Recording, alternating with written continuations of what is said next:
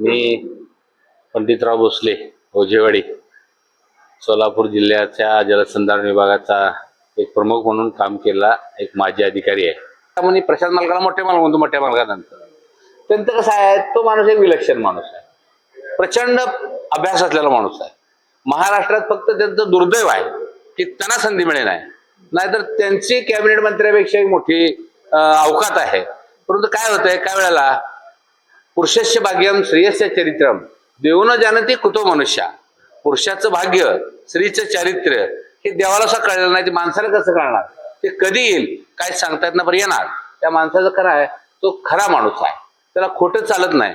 मी खाजगी त्यांना काय वेळा म्हणत असतो, 20% खोटं बोलत चला, 80% जरा चालू द्या, 20% ते म्हणते आपल्या बाबतीने होणार नाही, ते आपल्याला जमणारही नाही आणि आहे माझं शेवटाला जाईल, अशा पद्धतीचा हा माणूस आहे. आणि आज मोठ्या मालकाच्या नंतर मला ज्या वेळेला उपसभापती संधी होती तर थोडस काहीतरी असं खडबड वाजता असं मला वाटलं.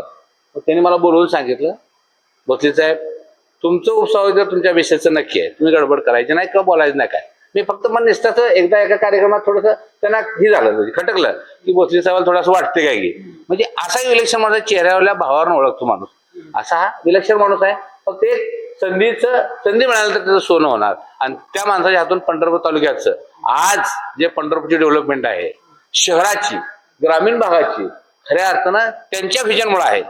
ते सलग पुढील 50 वर्षाचं बघत असतात. ते आज जे तुमच्या पंढरपुरात चालू आहे, रस्ते पिस्ते विकास आहे, ते खऱ्या अर्थानं प्रशांत परिचारक मालकानं केलेला जो प्लॅन आहे त्याची ही फलश्रुती आहे.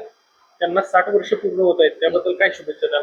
त्यांना शुभेच्छा एकच आहेत की त्यांना आयु आरोग्य लाभो, आणि त्यांचे काय ते 3 पिढ्या श्रीमंत आहेत. त्यांना काय परिस्थितीची इस्टेटीची पैशाची गरज नाही, फक्त त्यांच्या आयु आरोग्यामुळं आणि त्यांना मिळणाऱ्या ह्या बीजेपी सरकार म्हणजे मोठेपणामुळं आपल्या तालुक्यातल्या युवकांना, आपल्या तालुक्यातल्या शेतकऱ्यांना, आपल्या तालुक्यातल्या गोरगरिबांना जे काय लाभ मिळणार आहे तो मिळो त्यांच्या हातून. त्यासाठी त्यांना मोठं करावं पांडुरंगानं ही ईश्वर चरण प्रार्थना.